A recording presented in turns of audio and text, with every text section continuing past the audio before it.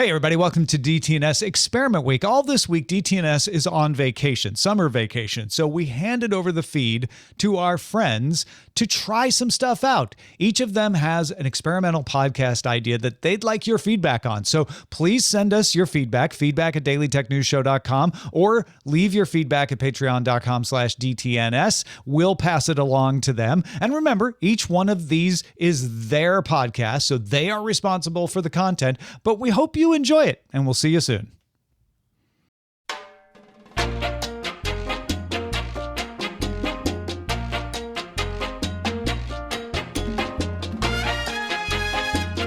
Hello, DTNS audience. I'm Scott Johnson, and I'm here for Experiment Week. And I thought today I would focus in on something that I'm passionate about, but also I think would help some of you out there who are on the hunt for the best way to create art on digital tablets today. We're not going to get into like the Wacom tablets and, just the old way of using Photoshop on those. That's still, not only viable, but still, at least in the professional space, probably the most common thing out there. But you're seeing more and more people migrate to tablets as a solution. And you've heard me talk on DTNS on Wednesdays, probably multiple times, about the iPad Pro that I use and what apps I use for it and kind of what the state of all of that is. But we've never really drilled down deeper to get more into what is available out there, because there's actually a lot of choices and there's reasons why you might want to try something over another. So we're going to look at both major platforms today. Again, outside of the Windows/desktop or even Mac solutions of, hooking up a big 22-inch tablet or whatever. We're going to focus more on iPad Pro and the Android equivalents, specifically the OnePlus Pad, Fire HD 8, and the Samsung Galaxy Tab S9. I know there are other options out there, but these are the three that I think are the best performing devices when it comes to using art apps. Your mileage may vary. Also, the pens kind of wildly differentiate themselves from each other. I've not used all of them, so some of those recommendations are going to come with those caveats. Just know that going in. We'll start with iOS, or in this case, iPad OS, and the iPad, which currently dominates this space when it comes to portable digital art stuff. And mostly it's the pairing of iPad Pro and the Pencil and Procreate. That threesome right there has caused quite the stir in my world. It is kind of the standard. And everywhere you go, you're going to see this way more than you're going to see any other combination. And I've talked probably more about this combination on the show, but just to reiterate, I'm a big fan of the Pro line, although I think all the iPads now are much more capable than they have been in the past. And the iPad Air line in particular, which now can use a pencil, will run great. You're going to deal with smaller screen real estate, but Procreate runs beautifully on there, and is still priced ridiculously low compared to the value of the product. When it was launched, it was $9.99. It is currently $12.99. I think that is a completely reasonable and still insanely low price, even with that increase. And it's pay for it once kind of thing. They don't do versioning upgrades where we're on version 3, so now you need to belly up and pay again. I've had the same Procreate license since I bought it forever ago, like pre-iPad Pros, when they were just people were using their fingers and lousy third-party capacitive touch, styluses. Not a great time in the business, but Procreate was there the whole time, and I've never had to pay for it again. I feel a little bad, I'll be honest. I think it's worth more. The only real bummer I have with Procreate is there is no desktop version for people who prefer to work on their Mac or PC, and there is no Android version of Procreate. They have chosen to plant their tree squarely in the iPad OS space and not move. They do have an iPhone version of the software. It's a separate purchase. I don't find it horribly useful other than pulling out and maybe a quick sketch or something I can use later, sync it with the cloud, bring it up, do some finishing work on tablet, but it's okay for what it does. But I don't think it's a great solution for people looking to get serious about this. Screen real estate does matter. It's important. And that's why I recommend the iPad Pro. Specifically, the new M4 is so stinking fast and has more layers to work with within Procreate and other apps than ever before. So it is still my number one recommendation. Of everything I'm going to mention today, if it's within your grasp, this is the way to go. If you are in that ecosystem, that certainly helps. If you are one of these folks that's just like, sorry, can't do it, can't buy Apple stuff, I get it. That's why we're going to have some other solutions for you in this discussion today. So to reiterate, $12.99 Procreate, available for the iPad, all the Pro lines, and now including anything that will take the stylus. Actually, it'll work on any iPad if you don't mind using your finger on the Mini or whatever. But wherever the Pencil 2 or the Pencil Pro work, you are good to go with Procreate. And I know I've said a lot on the show. I'll just give you a brief rundown of why I think why there's so much strength in that app. It's created by a bunch of artists, first of all, who really know what it's like to work in digital art. And it includes everything you would expect that you would need from maybe your time with Photoshop or something else. Lots and lots of layers, all kinds of effects on those layers, the ability to do a lot of blending, download and use third-party or even your own created brushes. You can make your own right there in the app. Comes with a suite of pretty good ones. In fact, the main one I use for inking, because I do a lot of sort of comic work, is the standard studio nib or pen that's included when you open the app. It's already in there.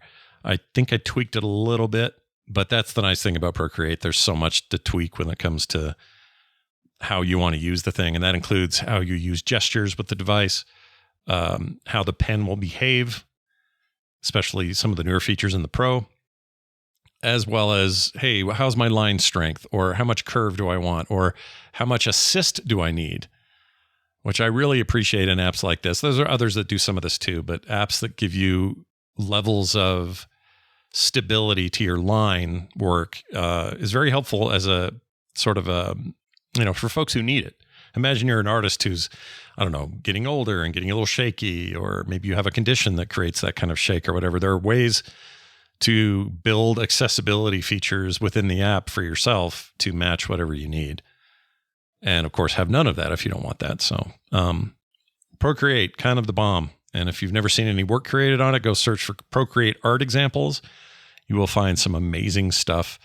And it is kind of the de facto standard right now. Everybody is using it. That being said, doesn't mean there aren't other options on the iPad that are pretty good. My second choice is Adobe Fresco.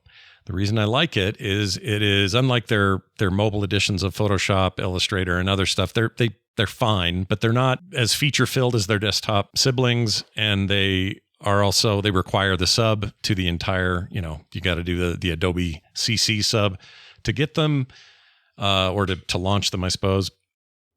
And Adobe Fresco does not need a sub. You can just get in there. It does feature in-app purchases, so it is free to download, but they will very quickly say, oh, you want access to more layers? You're going to have to pay. Actually, I don't know if they charge for layers, but they will charge for features in the device, and it might be worth it to you. It's got a really good drawing engine, especially a sketching engine, and is very fast performance. I actually like it as a secondary app when I just want to whip something up real quick in a sketch form and easily port it over to Procreate to do finishing work. I'm assuming Adobe would prefer I not do that and just use their app, but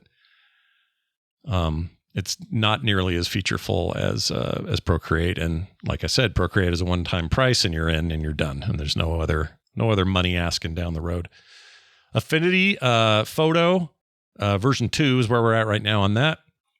That app is free with the desktop version. That goes for Designer 2 as well. Designer 2 is like their version of Adobe Illustrator. I don't really work in vector, so I'm not going to include any of the vector-based apps. Some include some raster imaging and some vector imaging, but I'm not going to focus on that because I don't use them personally. So, what I replicate with my digital art is kind of traditional art, whether it would be something on Bristol board or a canvas or something. That's what they're geared toward. Not necessarily, mathematically correct, infinitely scalable vertices like you get with Illustrator and Designer 2. But the nice thing about buying the desktop apps is you have full interoperability between them. That's what I use now on desktop instead of Photoshop and Illustrator. So being able to go back and forth between those two is very, very convenient. The nice thing about Procreate, I should mention, is if you're somebody who works in an office and you can do the art on Procreate, but you need to be able to futz with it or dork around with it in desktop mode. All the layers, all the stuff, it's all kept, the integrity of all of that is kept, and you just export it to a PSD, a Photoshop native file, and open it in Photoshop or open it in any other app that supports PSDs, which Affinity does as well. So you're in good shape there. A lot of these apps, I should say most of these apps, will have that kind of exportability, so you don't need to worry too much about format wars and stuff like that. It's all kind of become, the PSD format has been a standard for a long time, so it's nice that these all support that. The other option is an app called Inspire Pro. That one's interesting. It has one of the fastest engines in the App Store. That's pretty high praise, I think, because most of them are pretty fast. I think Procreate is plenty fast, but that means creatives get an incredibly fluid, natural drawing experience right there. Like you're not waiting for a lot of pen lag, and it's even more prominent or more pronounced in the newer devices. But if you're trying to do oil, if you're trying to just do spray paint effects, if you're trying to do simple inking, that sort of thing, there's a lot of creative control happening with Inspire Pro. It's a fine product and is only $9.99. So you're going to be paying less for that than some of this other stuff. And again, a one-time price. They're not going to nickel and dime you in there, which I appreciate about those guys. And next up on the iPad side of things, we have Clip Studio Paint. You may have heard of Clip Studio before. It is prominent on desktops as well. And a lot of comic artists use it, working in the comics industry. So comic books and newspaper comics, that sort of thing. Probably best in class when it comes to ink. They just really, their ink engine is really something. There's one major drawback. The interoperability with the desktop version is great. It is also available on Android, so you have a lot of choices here with Clip Studio. And I think it used to be called Anime Studio. Way back in the day, the name changed because it became, less about making anime it was called Manga Studio, sorry. I think they just wanted to broaden its appeal and make it less subcategory. But anyway, it needs a sub to use. There is 3 months free before they charge. But then all the pricing options are super nuts. They're kind of all over the place, and there's different ways to pay. You can do a flat rate for the version you're on, and then when a new version comes out, you pay again a flat rate. It's a little expensive. You can pay monthly subs, yearly subs to save a little money on the top. If I'm honest, I think their pricing structure is a little confusing and kind of all over the place. I recommend you go read it carefully before you make a decision on Clip Studio Paint. The actual software, though, amazing. Very good stuff, especially if you're working in ink or ink-like illustration. Clip Studio Paint is kind of a bit of a standard in that regard. It's very strong. All right, now let's get to the Android side of the thing. Before I do that, just a quick recap. Procreate, number one pick, all right, on the iPad side. Adobe Fresco in a close second. Affinity Photo 2 also right up there. Inspire Pro is a great alternative. Pixelmator, I should mention, also has a desktop option. Did I not mention Pixelmator? I meant to. That one is also just $10. And Pixelmator is a pretty strong contender. I would put it up there with Inspire Pro. And then finally, Clip Studio Paint for a good subscription model. It should be noted there are a ton more, like probably another 30 I could mention that exist. Everybody's gunning for Procreate right now.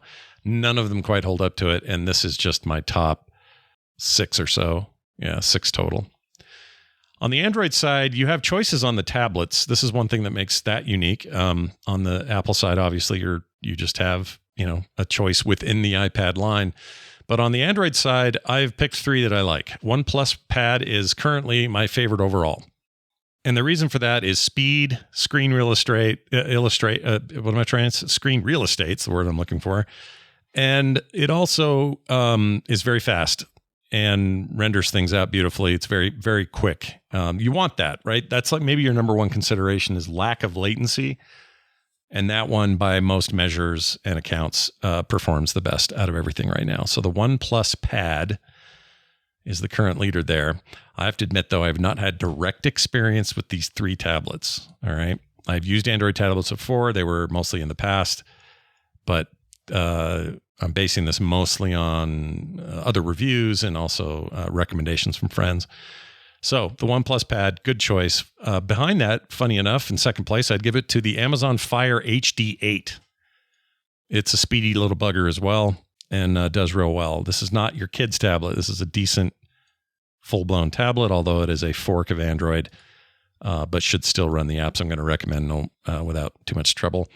And Samsung Galaxy Tab S9, a close third. Really, the lines are blurred here. I think all 3 of these would do well for you, but if there is a standout, it's the OnePlus Pad.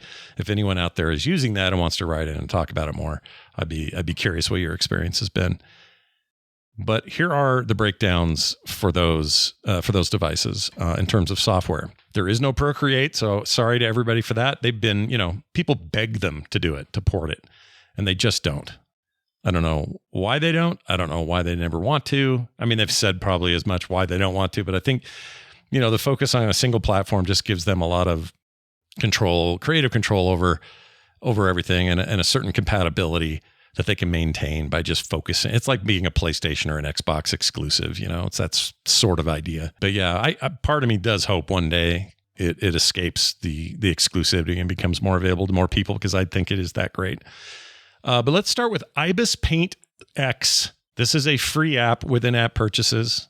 This is a good solution. I would put this right up there with Inspire Pro and Pixelmator in terms of equivalency. Not the best choices on iOS, but I think the best choice on the Android side. I think there's real strength to it. Right behind that, we have Sketchbook, which was originally developed by Autodesk. I don't know how that works because I think they still own it, but it's some subsidiary now. Or maybe they sold it off. I couldn't find how this definitively worked. It doesn't really matter because the software is still roughly the same and they've improved it over time.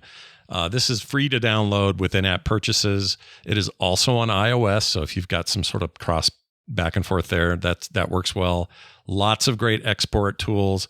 Its biggest strength is actually kind of in the name, even though it does, full color and lots of different brushes and all of that, and all the layering. Sketchbook is really good at sketching. Their pencil, for lack of a better term, pencil engine is very, very good, and lots of options there. Some of that will depend on the tablet you get, which again, I can't speak to too strongly on the Android side, but how in depth you get with like angling your pencil and how much pressure will play a factor here. That sort of thing. That's one of their strengths, at least on the iPad. The OnePlus Pad is known for having more depth in that regard. And if that's the case, Sketchbook is a good choice. Again, free to download with some in-app purchases. I don't always love that because it's usually they lock stuff you need behind that wall and you gotta, you're going to spend some money, but maybe not in the way you want to. I wish all of these guys just sold them flat out as software. I don't like any of these as a service. I should mention that. Infinite Painter, also free with in-app purchases. This is one I've not had any experience with, but I've had multiple people while asking about it in the last couple of weeks come forward and say, "Oh, I love that one. That one's amazing. It's my go-to."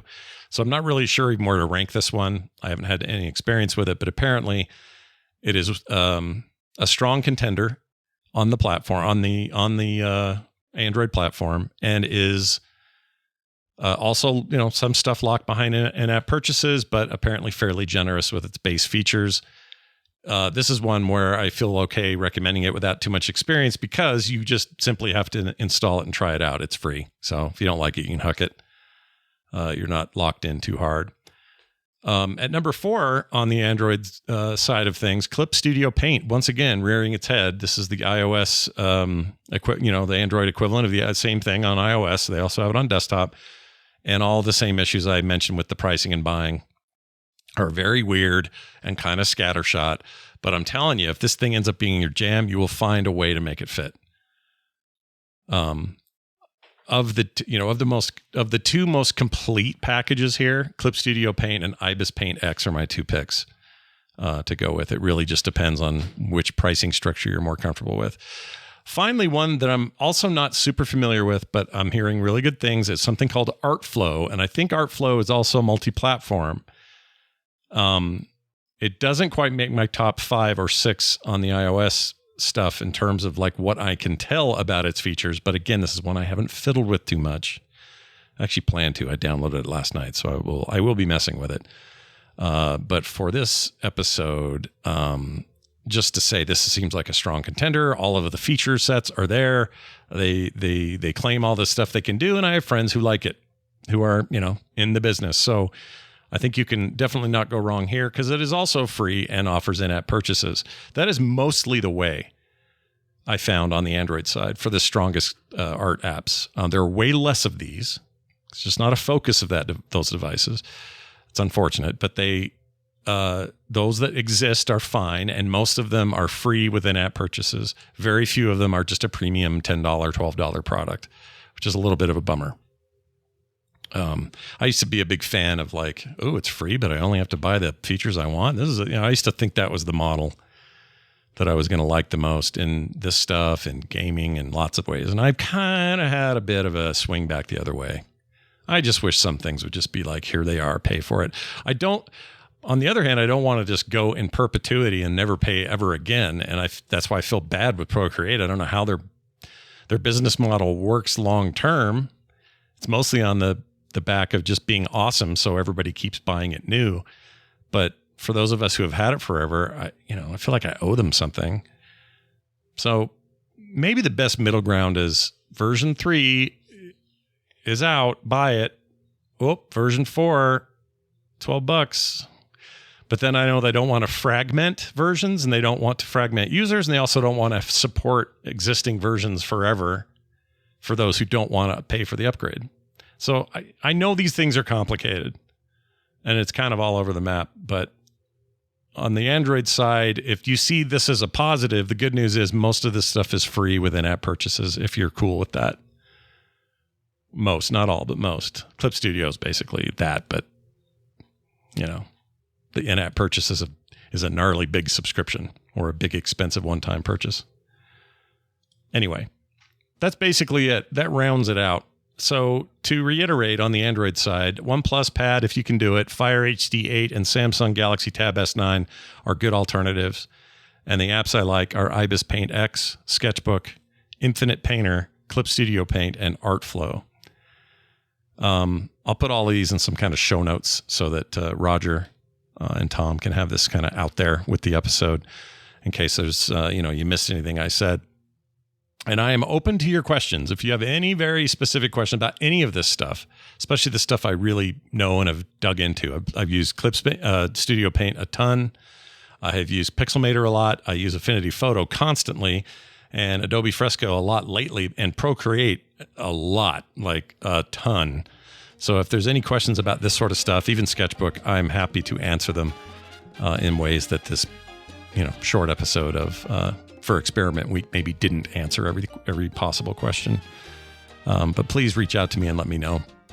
I'm happy to answer. You can do that through DTNS, or you can contact me directly on my website over at frogpants.com.